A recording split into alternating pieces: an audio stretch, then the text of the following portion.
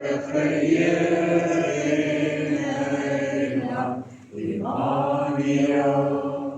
God is met ons, redende Here, lewende woord. Jesus, groot oor almal, sterke verlosser, magtige Heer en Heiland, Immanuel, God is met ons, reddende Here, lewende woord. Baie dankie, ons kan maar gaan sit. 'n Hartlike goeienaand aan elkeen vanaand hier by ons byeenkoms, by ons Woensdag aand week van gebed byeenkoms, aan elkeen wat hier in die erediensie vanaand is en ook elkeen wat na die tyd na die opname kyk. Kom ons buig die hoofde en dan bid ons saam.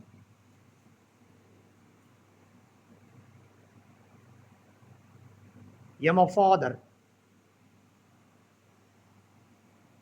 dit is nie per toeval, per abuis, per ongeluk, dat ons vanaand hier in hierdie kerkgebou sit nie.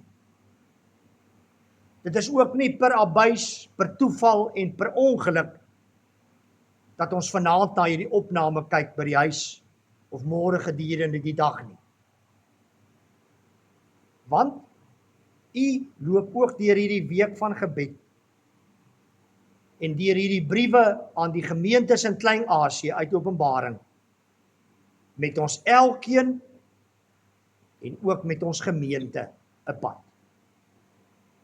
Dit is asof u hierdie gebede, hierdie briewe wat ons saam lees, gebruik om ons ook voor te berei vir die res van die jaar, om ons gereed te maak vir wat alles vir ons in hierdie jaar persoonlik en ook as gemeente voorlê. Dankie dat ons kon ervaar hoe u alreeds met ons die eerste 3 geleenthede van Sondagoggend af gepraat het. Ons sien daarna uit om te hoor wat u vanaand ook vir ons verder wil sê. En ons sien net so daarna uit om na die tyd saam te bid oor dit wat u vir ons vanaand gee. Dankie dat ons hier is in die kerk en aanlyn.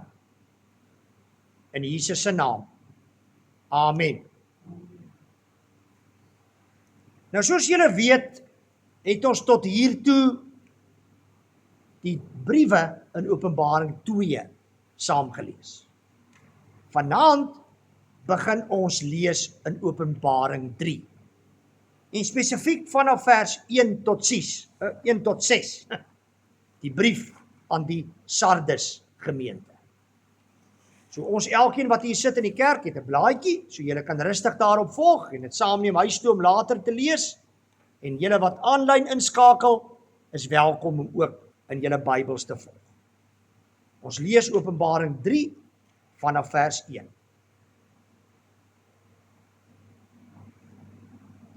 Skryf ook aan die boodskapper van die gemeente in Sardes.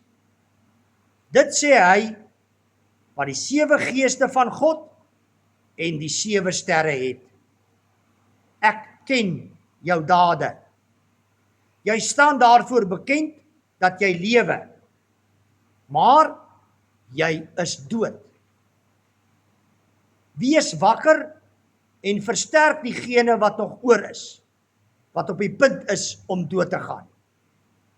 Ek het gevind dat jou dade in die oë van my God nie voldoende is nie. Onthou dan hoe jy die boodskap ontvang en daarna geluister het.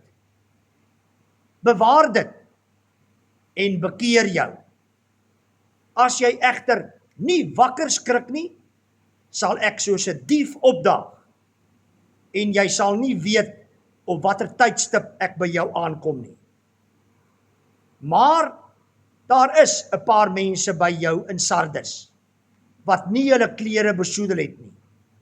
Hulle sal saam met my leef in wit klere, omdat hulle dit werd is.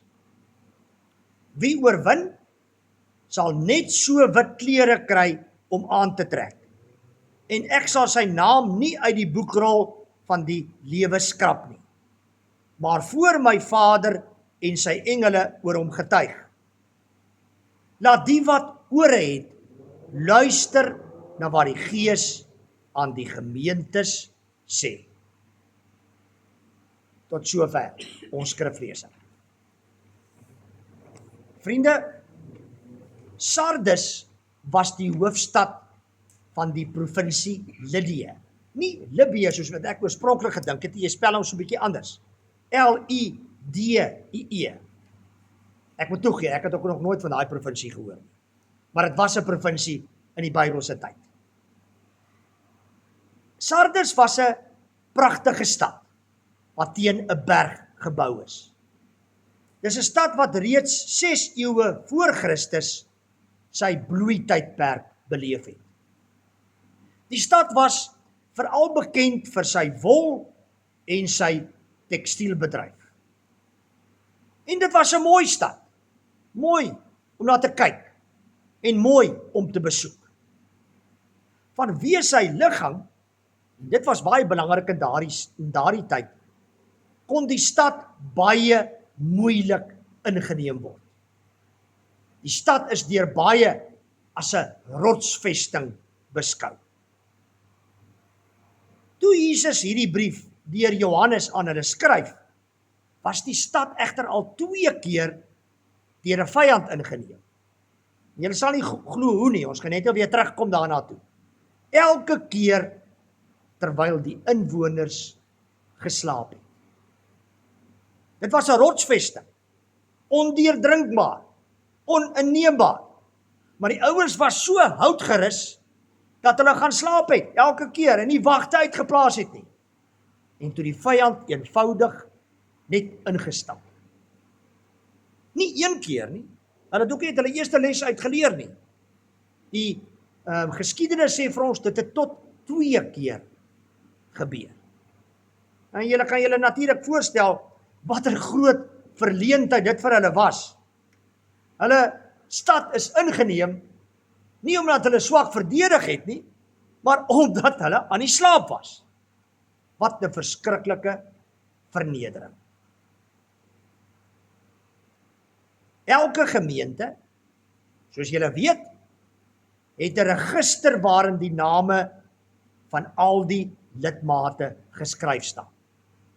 Deesdae is dit nie meer net 'n fisiese register wat 'n mens in neerskryf nie, dit is 'n database op die rekenaar. Eintlik het elke gemeente 2 registers. Die een op die rekenaar in die kerkkantoor en die ander register in die hemel. En daardie register staan bekend as die boek van die lewe. Die name in die 2 registers is veronderstel om presies ooreen te stem. Maar ongelukkig stem dit nie altyd ooreen nie. Daar is name in die gemeente se register wat ongelukkig nie noodwendig in die hemel se register voorkom nie. Wanneer ons die brief aan Sardes lees, blyk dit dat nie al die lidmate in daardie gemeente se name in die boek van die lewe, die hemelse register, geskryf staan nie. Dit is baie vreemd, want op die oog af lyk dit asof die Heilige Gees daar in die gemeente, daar in Sardes, werksaam is. Daar is eredienste, bidure soos vanaand en vergaderings. Die vroue kom byeen, die jeug is aktief, feitelik almal in die gemeenteregister is aktief betrokke en ingeskakel in die gemeente. Hulle is ook gelukkig, Want hulle sukkel nie met dwaalleraars en afgodsdiens soos die ander gemeentes in Klein-Asië nie. Die gemeente het 'n goeie naam. Maar, ongelukkig is daar dikwels 'n maar. Maar hoor wat sê Jesus vir hulle en oor hulle. Al het hulle 'n goeie naam. Ek weet dat julle die naam het dat julle lewe. En tog, het ons nou gelees, is julle dood.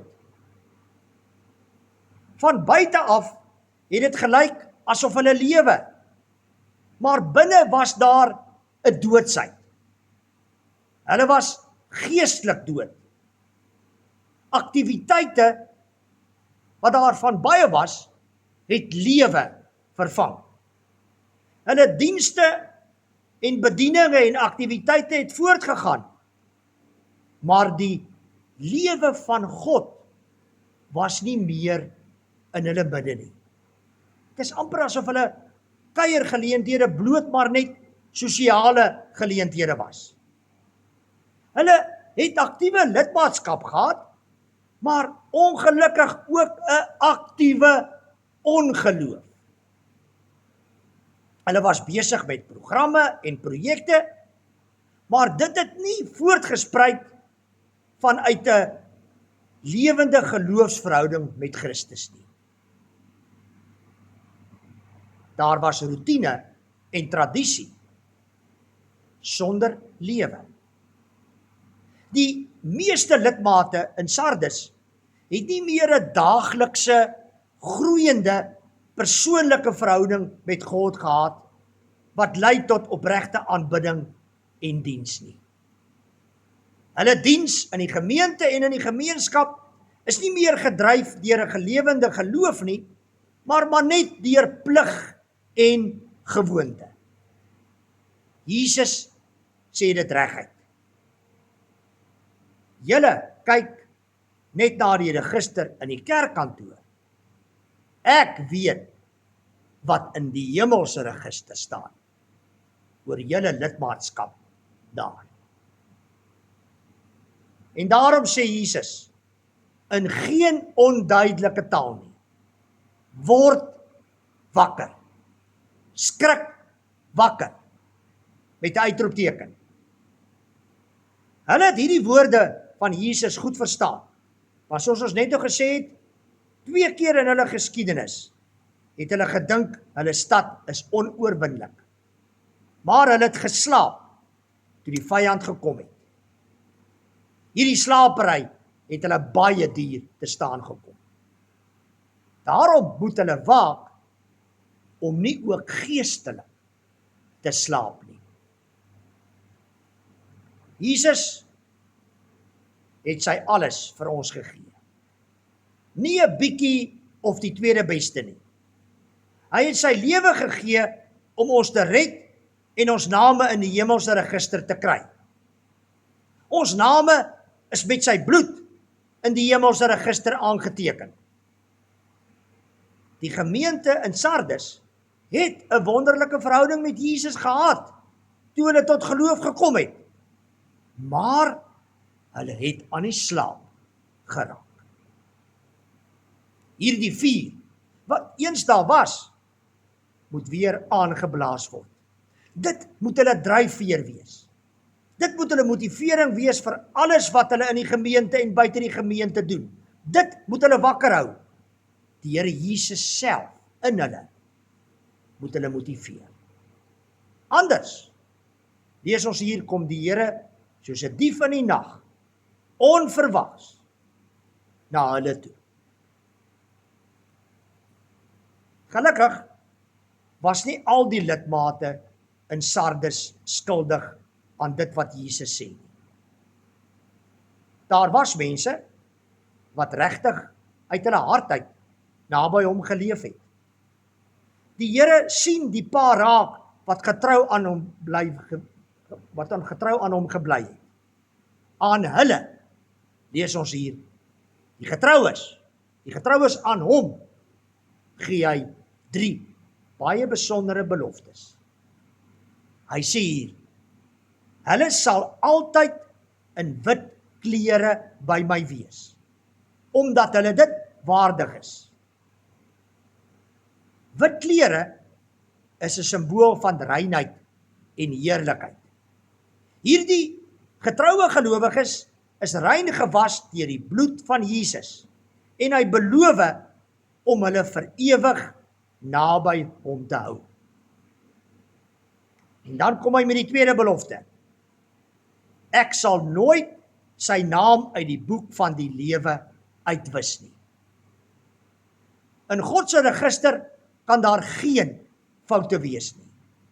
Geen naam wat daar hoort sal ooit ontbreek nie. God doen nie halwe werk nie. En dan sê hy as 'n derde belofte, ek sal voor my Vader en voor sy engele verklaar dat hy aan my behoort. Wat 'n belofte.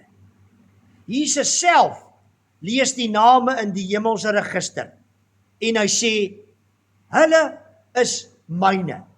Nie omdat hulle sondeloos is nie, maar omdat hulle skoon gewas is deur sy bloed. En hulle lewe getuig van diensbaarheid en getrouheid aan Jesus.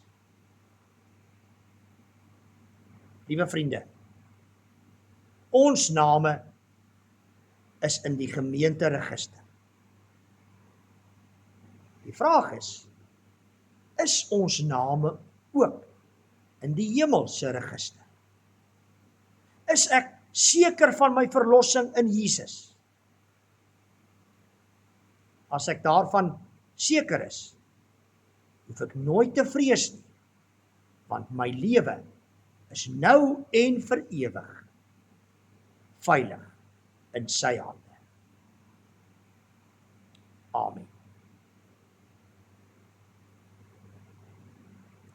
Soos die vorige 2 aande, gaan ons eers 'n paar oomblikke elkeen kry met ons eie lewens, met ons eie verhouding met die Here in stil gebed. En dan gaan ek ons voorgaan in 'n paar sake vir voorbinding wat mooi aansluit by vanaand se tema. Kom ons maak almal ons oë toe.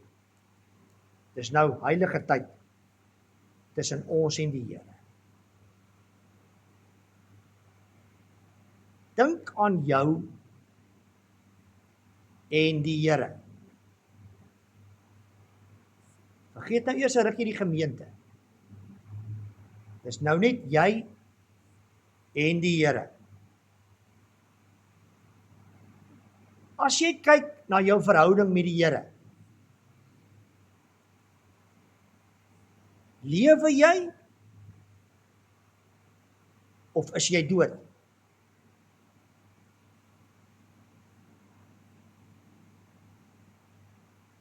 As jy kyk na jou verhouding met die Here, slaap jy of is jy wakker?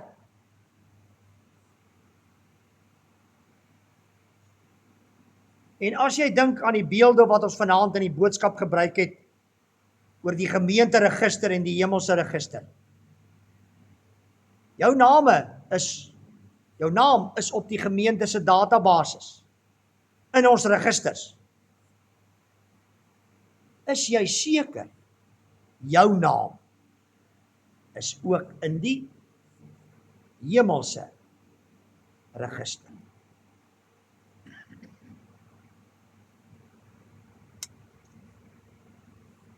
En ja, as jy wonder hoe jy seker kan wees daarvan, dan sê Jesus vir ons daar in Johannes 1 vers 12, aan almal wat hom, dis nou vir Jesus, aangeneem het, aan almal wat in hom glo, het hy die reg gegee om kinders van God te word.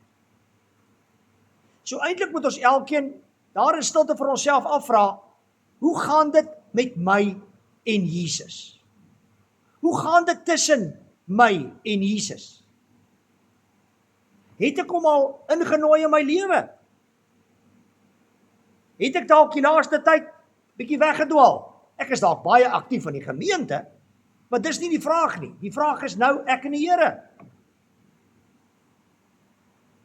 Is dit nie nou die tyd dat ek weer moet hoor wat die Here vanaand vir my wil sê? Moet wakker skrik. Moet ophou dood wees. En weer voluit by die Here wees in alle opsigte nie. In my lees van sy woord, in my besig wees met hom in gebed, in tyd met hom, in totale oorgawe aan hom, dat hy alles in my lewe sal wees.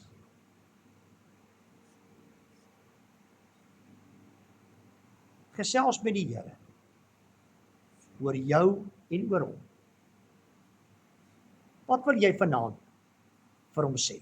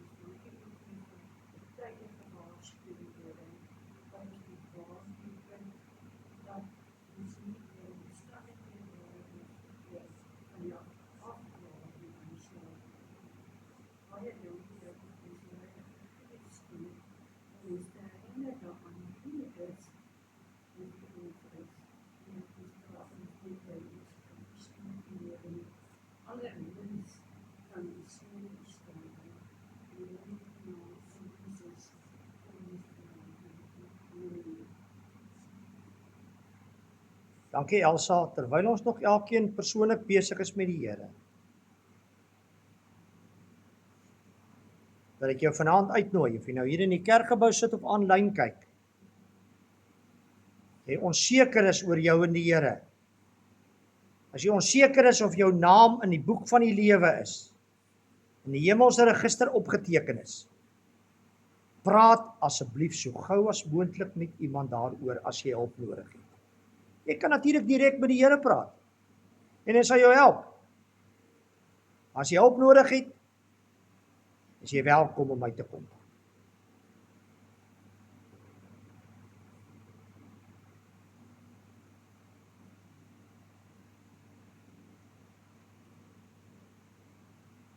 Liewe Here Jesus, ek dink hierdie boodskap het ons almal tussen die oë getref. En is reg so. Dat dit ook vir my net weer opnuut laat dink oor my eie verhouding met U. Of ek nie dalk ook in die gemeente so besig is met U sake, dat ek nie regtig by U is nie. Here, dit het my ook laat dink, en dis 'n verskriklike gedagte. Daar's 'n moontlikheid dat dit baie goed kan gaan in ons gemeente.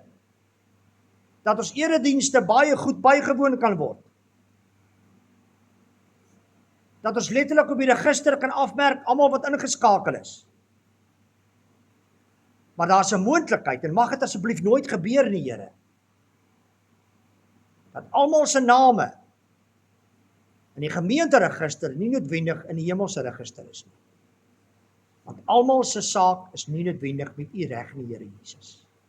Almal het U nie noodwendig aangeneem, ingenooi in hulle lewens nie. Almal het nie noodwendig 'n persoonlike verhouding met U nie. Here, ek is so bang dat baie van ons bloot maar hier in die gemeente is as gevolg van tradisie en gewoonte en kultuur en plig. Maar Here, dit kan tog nie. Want dis u gemeente, dit gaan nie oor die gemeente in die eerste plek nie, dit gaan oor ons elkeen se verhouding met u. En hoe alles wat ons in die gemeente doen, daardie verhouding moet laat groei. Uiteindelik wil u die gemeente gebruik om ons ware disippels van u te maak en ons disipelmakers na buitekant toe te maak. En daarom bid ek, liewe Here, as daar iemand is wat vanaand verward is, onseker is, werk asseblief so dringend in hulle deur u Gees, dat hulle daaraan sal werk. Want dit is u wat aan hulle deur klop en wag dat hulle oopmaak. Ons bid vir mekaar in die gemeente. Dat ons almal in die eerste plek disippels van u sal wees. En dan, omdat ons disippels van u is, aktiewe lidmate in die gemeente sal wees. Omdat ons u disippels is, daarom sal ons graag in die gemeente en in die gemeenskap wil dien. Daarom sal ons graag ons gawes wil ontdek en dit uitleef hier in die gemeente en in die gemeenskap. Here, ek lê elkeen van ons lidmate vanaand voor u neer. Daar is op hierdie oomblik 587 mense op ons boeke. Elkeen van hulle is 'n persoonlike geloofsverhouding met u. O Here, dankie dat u vir elkeen van ons persoonlik so verskriklik lief is. So lief is, dat u vir elkeen van ons gesterf het aan die kruis en vir ons opgestaan het, sodat ons nou, al gaan dit hoe moeilik, voluit kan lewe, met u in ons, en uiteindelik vir ewig by u kan leef. Baie dankie, liewe Here Jesus. Dit gaan uiteindelik net oor u. Alles gaan uiteindelik net oor u. In Jesus se naam. Amen. Kom ons blaai in ons boekies. Na bladsy 65. Ons het hierdie lied al vroeër in die week gesing, maar dit sluit so mooi aan by vanaand se tema. Bladsy 65, nommer 32. My enigste troos en lewe en in dood is dat ek aan Jesus Christus behoort. Dit is al wat regtig saak maak. En dit is die belangrikste. En dit beïnvloed alles verder in ons lewens. Kom ons staan en dan sing ons hierdie pragtige lied van harte, al twee die verse. Enigste troos en lewe en dood is dat ek aan Jesus Christus behoort. Met sy kosbare bloed het hy my vrygekoop, dis my anker, my vaste hoop. Ek behoort nou aan Jesus, niks sal my ooit van hom kan skei. Met sy kosbare bloed het hy my vrygekoop, dis my anker, my vaste hoop. Die doop is die seël dat die Heilige Gees my 'n kind van God die Vader laat wees. Deur sy woord die betroubare gids wat ons lei, en in liefde bewaar hy my. Ek behoort nou aan Jesus, niks sal my ooit van hom kan skei. Sy onfeilbare woord is die gids wat ons lei, deur sy liefde bewaar hy my. Baie dankie, mooi aand vir julle verder, môre aand weer dieselfde tyd en dieselfde plek.